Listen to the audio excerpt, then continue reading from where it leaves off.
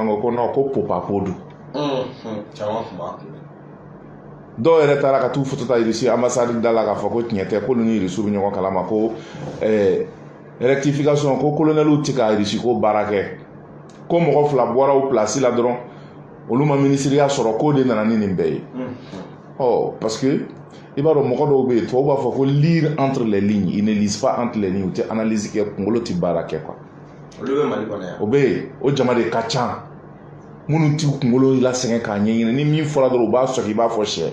mais ɲɛnɛmaya yɛrɛ la manifinya yɛrɛ f'i ka réfléchir de i ka hakili la baara n'i hakili la baara i bi tiɲɛw ye quoi et puis mɔgɔ min bɛ ko min dɔn n'i ye n'a ka domaine don i kana sɔsɔ quoi donc bi an y'o kuma min kɛ le 25, 26 et 27 mai 2021 rectification nɔgɔnin na bi o tiɲɛw de ta ka bange nin yan o kɔfɛ de Wagner ko kuma ma fɔ an kɛlen ka coopération signé ni Russie o kɔfɛ hélicoptère kumaw ma fɔ o kɔfɛ minɛnw ma na wa donc an b'o minɛnen ninnu de kɛnɛ kan donc c'est pour te dire que armée est montée en puissance daminɛ o wagatiw di le 17 décembre à Songo Bajangara 2021 bin taara kɛ mɔgɔ minnu kan u taatɔ sugujɔ la ka mobili bɔ ka bin n'u ye ka tulunɔgɔ ni tasuma bɔ u kan k'u jeni musow ni denw ni minisiri taara Songo a ko tile fila in na Songokaw ani maliyɛnw a bɛna fɛn dɔ ye à partir de là-bas armée ye défensive dabila ka offensive de daminɛ an bɛna se o ɲininkali ma maintenant ni défensive daminɛna a ti kɛ minɛn kɔ o y'a sɔrɔ armée ye minɛn minnu commandé u bɛ sira la u tun ye retard ta parce qu'il faut se le dire irisiw mɛnna n'u ma da Mali la dɛ ah oui parce que ani irisi tun ye teri ye kɔrɔlen MiG 21 minnu tun b'an bolo Musa tile la ani Modibo ye Berdemu ni fɛn minnu sanga di armée ma a bɛɛ lajɛlen bɔra URSS de n'o ye irisi jamana ye mais à partir de Musa kana ATT ni fɛnw na u ye Russie janfa donc Russie ka minɛn dɔw yɛrɛ taara u yɛrɛ sɔrɔ a juguw bolo donc Mirage 2000 minnu bɛ Barkani bolo bi n'u bɛ ka Niger n'u bɛ Niger n'a ye n ko Russie ka MiG 21 technologie de don u y'o de ta k'o yɛlɛma k'o kɛ Mirage 2000 ye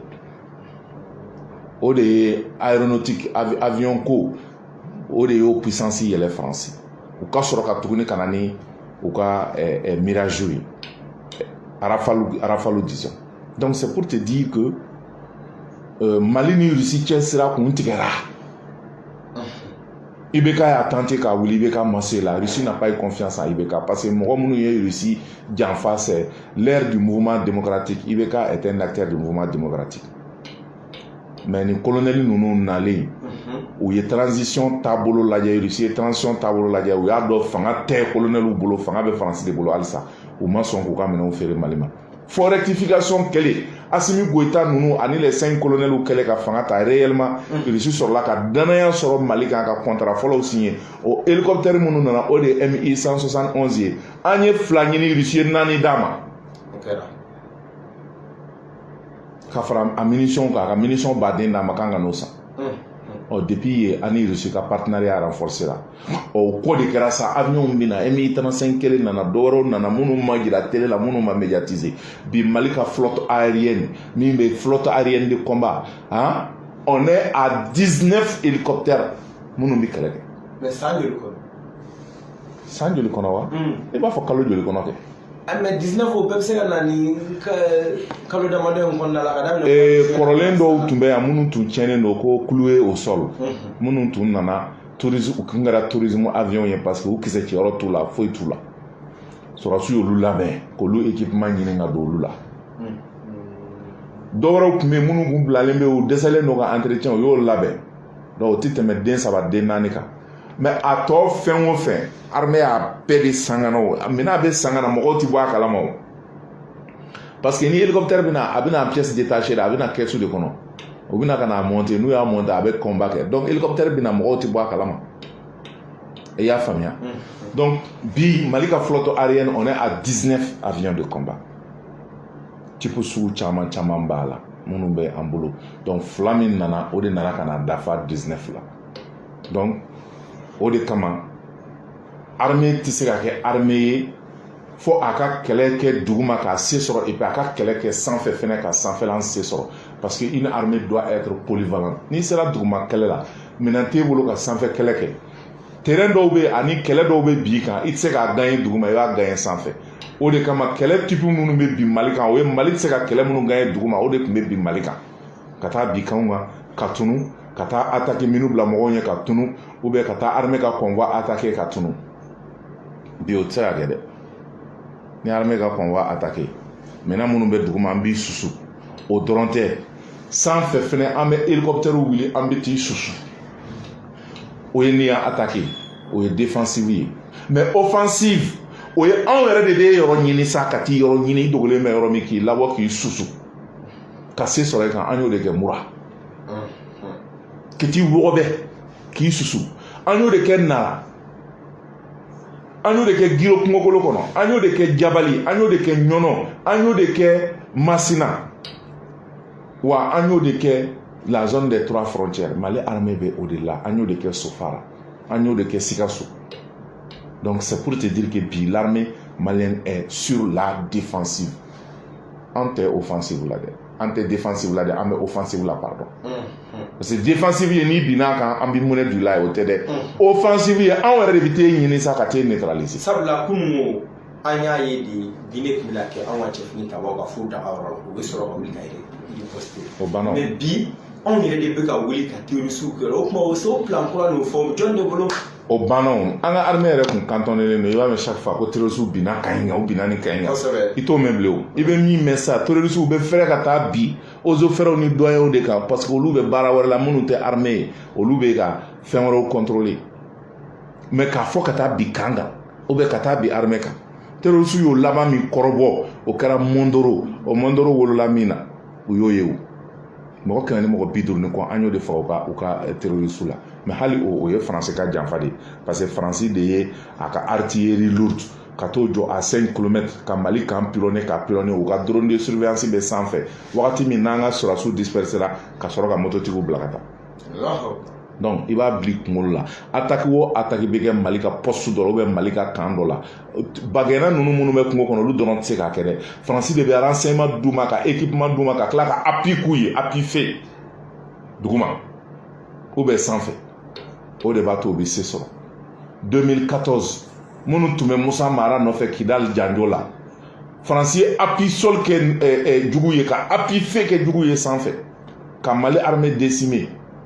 wagati min na Mali armée taara ka t'i cantonner MINUSMA ka camp kɔnɔ ka t'u bila à l'abri bɛnkanw sɔrɔlen Mali armée ko k'a y'an ka minɛnw d'a ma an ka véhicule blindé ni fɛnw d'a ma MINUSMA ko ko ayi ko c'est des trophées de guerre k'o bɛ di SEMA de ma u y'u minɛ k'u di rebelle ma o de kɛra Mali la i bɛ ka tile la yan donc c'est pour que k'a yir'i la k'a fɔ an janfara yɔrɔ caman donc bi avec les 5 colonels, avec le colonel Sadio, avec le colonel Assimi Goïta et l'équipe du CNSP, on va à la fois à la barricade parce que Barabega Kebi pour que l'armée s'aille à Tchogoya Korola. Au de Kama. Suro 0h30 BC Watimi. Irisuka Antonov 224 Jigina. Hélicoptère Kura Flave Minkono. Pangourou. Hélicoptère de combat au bas kono ani a missile parce que missile de bi monter aller là o damo wi e keleke amaufa ka jugu fa en plus et radar ani radar mi soro no de régénération o fla fene ba kono o bina fara don nunga donc o de nana mais fɔlɔ minnu nana n'o ye lot 1 n'o nana le 30 avril aéroport la n'an y'o reçoit le 30 mars pardon 2022 n'an y'o reçoit du 30 avril au 12 du 30 mars au 12 avril 2022 discrètement secrètement gundo la minɛn min donna Mali kanw kɔnɔ 73 conteneurs 73 a falen minɛn na o de donna Mali territoire kɔnɔ sufɛ Média ma wele minnu na minnu dira hélicoptère fila min dira média kuntɛ o an ma bɔ ka phototalaw de tun bɛ yen pour archiver donc o fana furancɛ la avion wɛrɛ nana min ye kɛlɛkɛ avion ye o photo ma ta yɛrɛ kuma tɛ k'o jira mɔgɔ la donc o bɛɛ bɛ taa fara Mali ka flotte aérienne kan min ye an ka sɔrɔsiw an ka armée de l'air ka kɛlɛkɛminɛnw ye donc c'est pour te dire qu'aujourd'hui n'i ye farafinna tilebiyanfan jamanaw lajɛ minnu équipélen don kosɛbɛ Mali bɛ ka premiereya de ɲini an b'an yɛrɛ bɛrɛbɛn an t'an yɛrɛ bonya k'an yɛrɛ publicité an t'a fɔ k'an ye premier ye dɛ an b'a fɔ k'an bɛ ka premiereya ɲini mais a bɛ faamuya quoi anw bɛ ka premiereya min ɲini o de kama jamana minnu bɛ ka CEDEAO ni Faransi dɛmɛ ka Mali kɛlɛ u bɛɛ jɔrɔlen don bi parce que n'a ye Assimi Goïta ja de Kuluba a bɛ se ka kɛlɛ kɛ Niger k'a se sɔrɔ a bɛ se ka kɛlɛ kɛ Burkina k'a se sɔrɔ a bɛ se ka kɛlɛ kɛ de Kuluba Sénégal k'a se sɔrɔ a bɛ se ka kɛlɛ kɛ Côte d'Ivoire k'a se sɔrɔ a bɛ se ka kɛlɛ kɛ Guinée k'a se sɔrɔ a bɛ se ka kɛlɛ kɛ Mauritanie k'a se sɔrɔ o k'a to Kuluba Assimi Goïta donc o de kama bi Côte d'Ivoire bolila ka taa hélicoptère tan commandé israélien fɛ Sénégal bolila ka taa hélicoptère commandé Nigeria ko bon n'o don ale fana bɛ hélicoptère dɔ san Tchad ko n'o don ale fana bɛ dɔ san donc c'est la course aux armements donc colonel Sadio ni Assimi Goïta ye ta bila forobamugu la u ye fa don bɛɛ de la parce que bɛɛ de bɛ k'i réorganiser surtout l'Afrique de l'Ouest mais min f'i ye militairement n'i ma jɔ n'i ma kolo gɛlɛya kolo bɛ k'i la dɛ parce que Mali ka ko kun kɛra jamana bana caman tun bɛ yen minnu tun b'u da don Mali kunkanko kuma na k'an ka ko jalatigɛ mais o banna dɛ mais min f'i ɲɛna est-ce que tu comprends Mali ka kɛlɛ dɔw ma kɛ yan an ma bɛn f'an bɛ taa Burkina Niger Guinée m'a da sago fɔ Mali ma Mohamed Bazoum a ye batara da Mali kan a n'a ka ministre des affaires étrangères mais bi avril 2022 ni dɔ ye den ye n'i dalen don i yɛrɛ la u ye manamanakan min fɔ Mali ma u k'a ɲɔgɔnna fɔ u tɛ sɔn ka segin a kan ayi u tɛ sɔn u siranna parce que u y'a dɔn min u siranna hali Faransi ye mɔgɔ minnu jama ka bila an na depuis 2011 2012 n'o ye SEMA ye SEMA siranna bi 6 avril fêtera an m'a kuma mɛn dɛ ayi ɲinɛna don kɔ de a u bɛ ɲinɛ a kɔ kɛ parce que tasuma de dalen don la u ɲɛ bɛ min na u b'o dɔn wagati min bin kɛra Menaka ni Ansongo ani Talata ye ninnu kan MSA Gacha SEMA u ka mɔgɔw bɛ ka faga n'u bolila de ka na renfort ɲini colonel Sadio Kamara fɛ colonel Sadio ye Mi-35 kelen dɔrɔn de bila ka taa heure kelen ka t'u libérer ka na avion jigin heure kelen o y'a dɔn ko ja o y'u tulonkɛ armée min na kunun o armée tɛ yen bilen dɛ armée wɛrɛ de bɛ yen les choses ont vraiment changé donc u bɛ min ɲini bi o ye ka accord ka appliquer olu b'o de ɲini sisan sa o de la accord la DDR min fɔlen bɛ u bɛ boli la DDR nɔfɛ bi k'u bɛ don o la u banna DDR min na kunun u bɛ boli o de nɔfɛ bi k'u bɛ don a la parce que la donne a changé donc c'est pour te dire que Mali armée bɛ position min kan o ye nin ye wa dans l'avenir fɛn wɛrɛw prévoilen bɛ minnu bɛ ka nalen pour renforcer an ka aviation militaire ministre ye tagali laban min kɛ Turquie colonel Sadio Kamara ministre de la Défense a eu contrat signé avec la Turquie pour des drones de combat Bayraktar on va faire ma BTD o ye avion minnu ye n'u bɛ kɛlɛ kɛ pilote t'u la e bɛ se k'i sigilen to Bamako ka combat livrer Niger k'a livrer Sénégal k'a livrer Afrique de l'Ouest dugu la k'a sɔrɔ i ma bɔ i nɔ la donc ça veut dire que n'a ye Mali PC opérationnel ja u bɛ PC opérationnel sigi Bamako yan an bɛ Kidal libérer an bɛ Kidal libérer an bɛ Gao libérer an bɛ Menaka libérer an bɛ se k'an ka PC sigi Gao ka Niger bɔ bolo la ka Burkina bɔ bolo la ka Mauritanie bɔ bolo la donc k'o fara tuguni Russiw ka avion ba min bɛ yen n'o ye u ka avion de chasse ye des avions furtifs dernière génération parce que o ye 5e génération ye 5e génération o de dɔnnen don olu de ka puissance dɔnnen don parce que 6e génération o ye des avions qui sont en expérimentation mais la 5e génération c'est des avions dont u ka capacité an'u ka résultat prouvé don donc Mali ye o dɔw commandé n'o ye Sukhoi Su-57 donc o ye avion de chasse ye minnu fɛnɛ ka teli ka tɛmɛ migi kan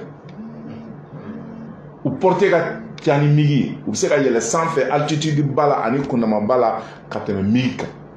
donc Mali ye o fɛnɛ dɔw commandé nin bɛɛ de bɛna ka na fara lo minnu nana n'o ye deuxième lot ye n y'a dɔn lot 1 nana le 30 mars 2022 lot 2 nana du 17 au 18 0h30 Antonov jiginna o ye lot 2 ye mais o tɛ hélicoptère fila ni radar fila ni minɛn secret dɔw ma bɔ o kɔnɔ wa ɔ lot 3nan fɛnɛ bɛ yen lot 4nan bɛ yen lot 5nan bɛ yen fɔ lot 6 mais c'est an bɛ mois d'avril tɔ kɛ lot bɛ na ka don mai kɔnɔ lot bɛ na